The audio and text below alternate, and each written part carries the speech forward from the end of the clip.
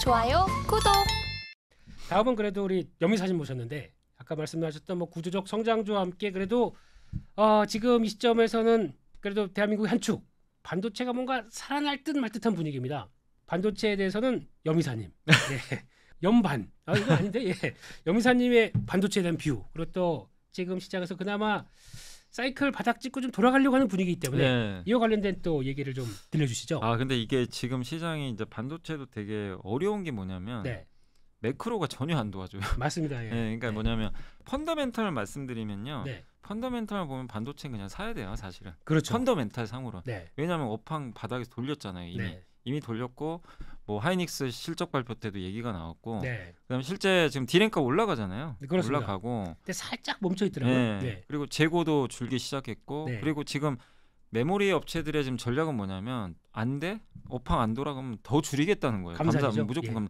그게 될 수 있는 업종이에요. 경쟁자가 없으니까. 네, 자기네들끼리 감사할 수 있는 거죠. 네, 그래서 제어할 수 있는 그런 이제 위치들이 있다 보니까 네, 그런 면에서 이제 분명한 건 반등은 그러니까 어느 정도 업황은 돌린 건 맞아요. 네. 근데 이제 그 논란은 있죠. 수요가 아직 안 좋은 거 아니냐. 그게 문제입니다. 네. 예. 근데 지금 요즘에 중국의 스마트폰 데이터도 음. 그렇고 뭐 화웨이 판매도 그렇고 네, 중국도 더 나쁘진 않아요. 사실 수요 자체만 봐도. 네, 근데 반도체는 항상 공급부터 시작하거든요. 네. 공급 축소부터 업황이 돌리고 그다음 맞습니다. 수요. 네, 근데 수요가 우리 예상보다 너무 늦어지니까. 그렇죠. 그래서 거기에 실망해서 한 번씩 흔들렸던 건데 네. 분명한 거는 펀더멘털 살아나고 거기다가 HBM이라는 또 새로운 상품이 그렇죠. 나왔잖아요. 네. 예, AI라는. 네, 또 과거에도 사이클 보시면 반도체 업황 안 좋았다고 돌릴 때 보면 네. 꼭 신제품들이 나와요. 뭔가 자극할 예, 만한 거. 근데 예. 옛날에 몇 년 전에 2017년에 슈퍼사이클 왔을 때 네. 그때 유튜브가 끌어당겼죠. 그렇죠, 기억하실 거예요. 그 클라우드 그렇죠. 막 투자해가지고. 서버용 쪽이죠. 예, 예. 2013년인가 아마 그때는 이제 애플 아이폰으로 인해서 네. 5G 시대 아니 4G 포지. 그때 LTE 네,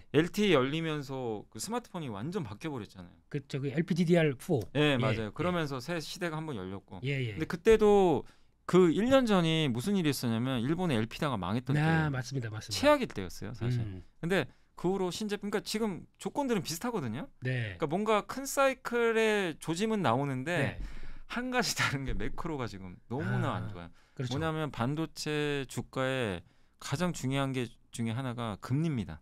금리. 예. 예. 미국 금리가 꺾일 때 항상 좋았어요. 근데 예. 미국 금리가 너무 높아요. 지난 몇십 년, 지금 10몇 년 만에 최고치잖아요. 그렇죠. 5%. 네. 예. 그러니까 반도체 주가가 예. 지금의 제가 말씀드린 펀더멘탈 보면 이미 저기 올라갔어야 돼요. 예. 근데 매크로가 이거를 못 가게 막아버리고 있어요. 그럼 무슨 얘기냐? 예. 결국 금리만 안정화되면 네. 반도체는 눌렸던 만큼 전 다시 간다고 봐요. 근데 예. 금리가 안 눌려야지. 계속. 그러니까 힘든 거예요. 네. 그래서 근데 예. 저는 이제 말씀드리고 싶은 게 가치 투자가 이게 가치 투자거든요. 네. 매크로 이슈로 주가는 급나가는데 네. 펀더멘털은 계속 이게 살아있는 반대로 가잖아요. 예. 지금 예. 이럴 때는 가치 투자 가능해요. 네. 왜냐하면 매크로도 이게 영원히 고금리가 이어질까요? 그건 솔직히 그렇지 않습니까? 뭐 구조적인 문제도 많잖아요. 단순하게 지금 맞아요. 그, 경기만 예. 보는 게 아니고요, 또 지금요. 그래서 고금리는 이어질 것 같아요. 옛날보다. 근데 네. 지금의 고금리가 내년에도 이 정도 금리가 유지될까? 그렇죠. 예, 그러니까 언젠간 좀 이렇게 금리는 지금보다는 좀 다운되지 맞습니다. 않을까? 예. 네. 그게 합리적이잖아요. 사실 우리가 추론을 해도 그렇게 본다면 네. 또 거기다 중국은 또 반대로 부양하고 있고. 그렇죠. 예, 그러면은 중국은 좀 부양해주고 미국은 긴축하지만 긴축 끝나가고 네. 조금만 이게 꺾여준다면 야.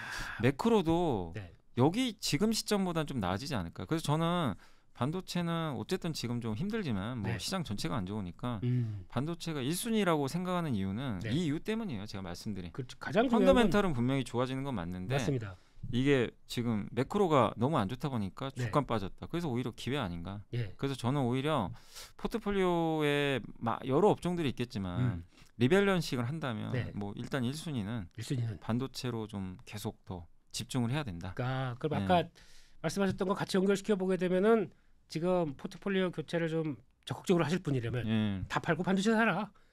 다 판다고. 근데 왜냐하면 그 네. 포트가 어떤 건지 모르잖아요. 또. 그렇죠. 예. 그러니까 이쪽으로 몰아가라. 그러니까 저는 네. 그쪽으로 좀 비중을 네. 늘릴 필요는 있다. 근데 내가 가지고 있는 포트가 네. 반도체 같은 스타일이다. 지금 이거보다는 기업 가치가 올라간다. 네. 예, 그러면 팔 일 없죠. 네. 예를 들면 또 한 가지가 전 조선업종도 괜찮게 보고. 조선업종에. 예, 조선업종도 보니까 네. 이번에 하나오션이 흑자 전환했어요. 맞습니다. 깜짝 놀랐거든요. 물론 예. 일회성은 약간 있긴 예, 있는데. 근데 예, 그거 빼고는. 제외해도 네. 흑자가 난 거예요. 그래서 이제 목표 주가들도 올리고 하는데 네. 뭐냐면 조선도 마찬가지죠. 이번에 카타르에서 또 막 현대중공업 수주 많이 받은 것 같은데. 5조 대입니다. 예. 예. 근데 LNG 시대가 이대로 끝날까요? 안 아무리 끝나죠. 공부해봐도 이대로 쉽게 안 끝나고 거기다 배는 교체해야죠. 그렇죠. 그러니까 구조적인 성장도 있는데 실적이 지난 몇 년간 정말 엉망이었잖아요. 맨날 수준을 적자 이만큼 보고. 받아놓고요. 예. 네. 근데 이제 끝나가잖아요. 네. 그럼 뭐죠?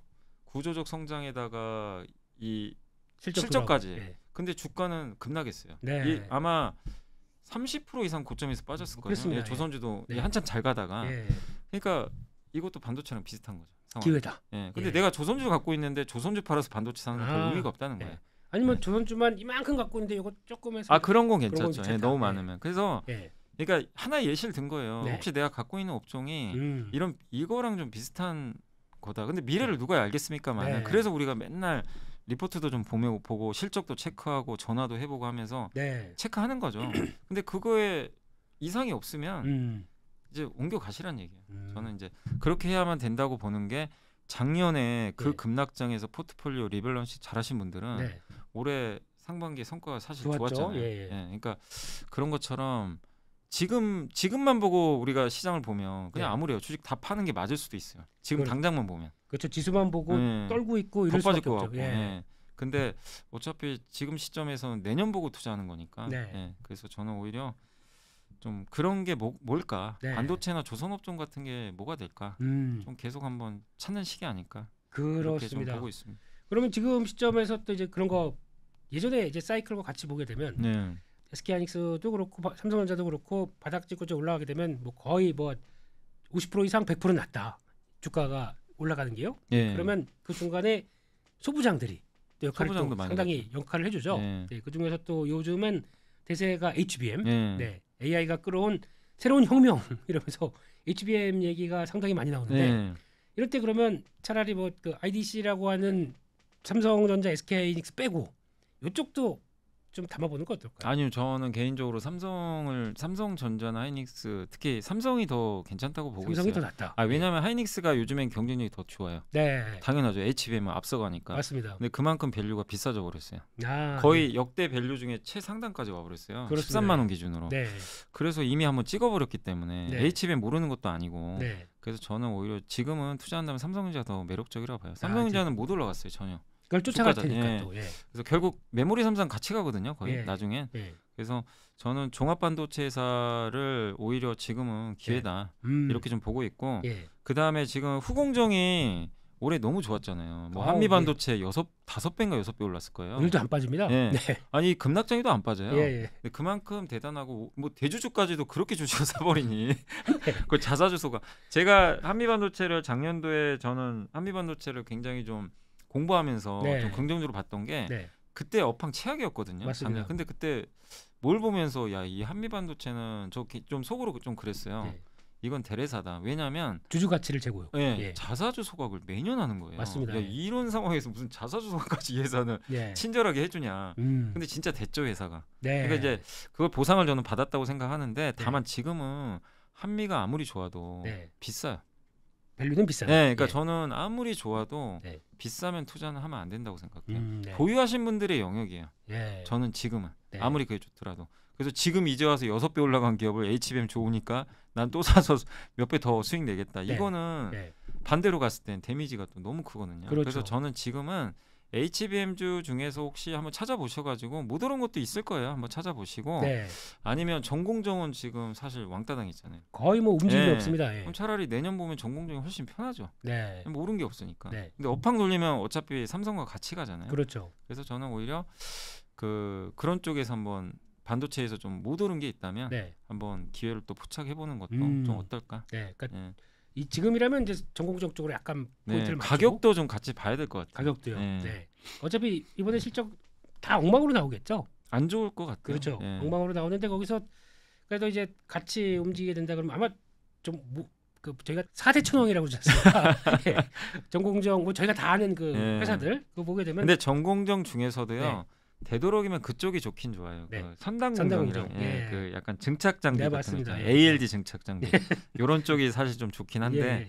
왜냐면 그쪽은 투자를 계속 한다고 하더라고요. 또. 네, 제가 아예 대놓고 보겠습니다. 뭐 주성 엔지니어링, 그리고 또 유진테크, 네 이런 회사들 한때 뭐저 CT에서 리포트 나오고 막 엉망으로 만들었다가 그래도 양호하게 움직이는데 예. 제일 못 간 게 이거 같아요. 테스.